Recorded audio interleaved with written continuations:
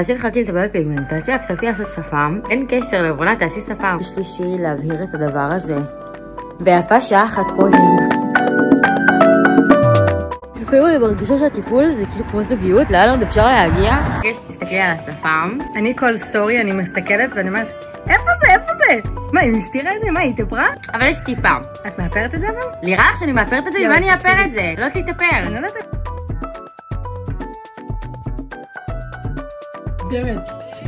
אני מדי מצטיינת. יש לציין שכשהגעתי לפה לא היה לי שפם, היה לי זקן. חברים, לא דייקתם מה שהיה לי פה. אבל נגיד, אצלך זה הפריע לך מאוד באודישנים, נכון? נכון, ממש. הרים לי על זה, היו אומרים לי לבונה, תטפלי בזה. זאת אומרת, היו ממש, כנראה לא מקבלים אותך או לא מוכנים. כן, אמרו לי, אם את רוצה להמשיך, תטפלי בזה. אמרו לי ככה, במפורש. וזה חווית שינוי איזשהו שיפור? כן.